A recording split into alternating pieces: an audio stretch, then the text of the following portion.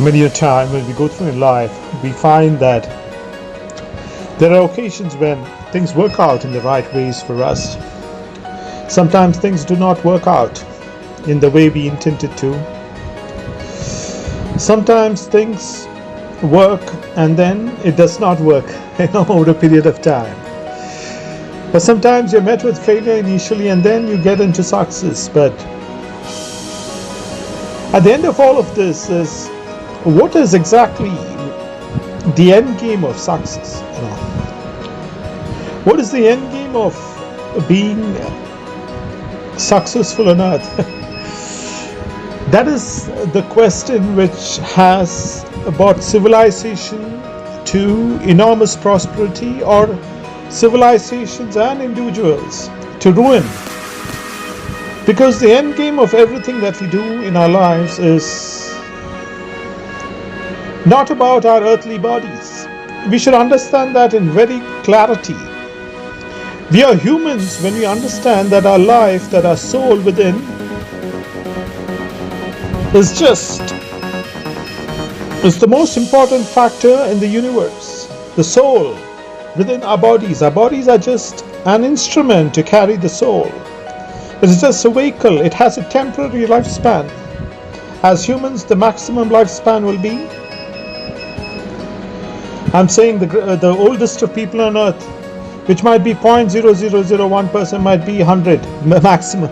But normally people, the lifespan is around 70 to 80 or even maximum 90. If you look into the maximum lifespan. So in this very temporary speck of dust as a lifespan for the human body, we are doing everything in our lives based on our thinking within the human body form. If you look into an ant, the earth of the ant, the living space of an ant would be around 100 meters square, its entire lifespan. So that is the earth for the ant. That is the space where it lives and dies. And even if it lives for a week, the lifespan for the ant for a week is equal to 100 years in the mind of an ant. Because that is the focus of the ant's lifespan. The ant has one particular goal: to eat, construct and procreate. And it's conditioned within its mind.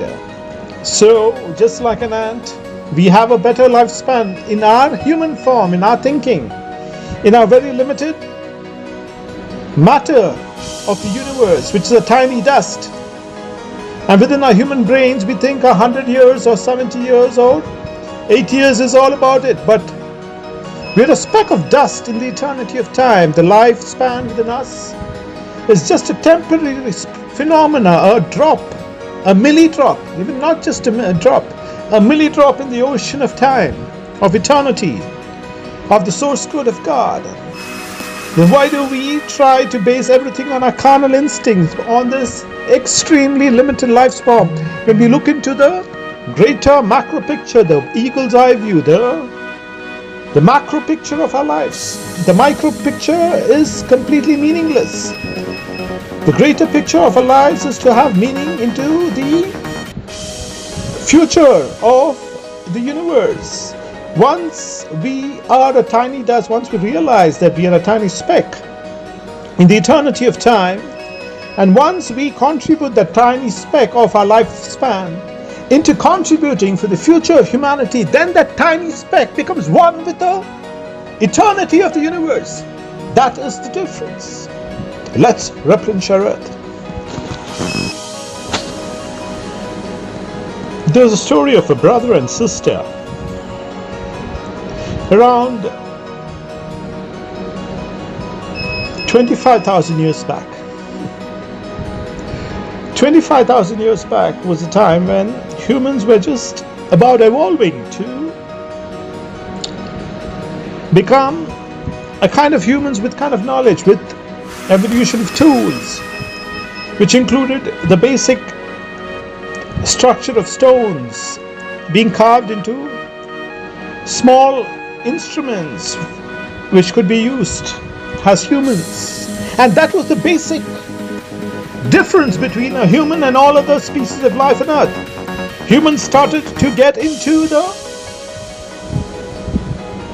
blessings of the source code of all humanity, the source code of life. The source code of creativity was germinated by humans trying to move into creativity, and that started with small inventions which helped the daily lives. You see, the basic shelter of a house which was built by straws around 25,000 years back was also a creative force moving into human evolution, moving into the minds of humans. And this brother and sister, they devised ways 25,000 years back to get a basic shelter for the families. They had older parents who were not very healthy, and their grandfathers and grandmother who was completely not able to eat or move. But they had concern, and they were living in a larger family. And this brother and sister had an idea around 25,000 years back was to get the basic shelter for their families. And then they constructed a straw shelter, seeing some of the birds constructing their shelters. And then they devised certain stone implements for helping them in their cooking, which was drawn from other inspirations of other tribals from different areas, contributing again with the source code of creativity. That was the first evolution of humans getting into the creativity of the eternal force, the creative source of all life forms we see today.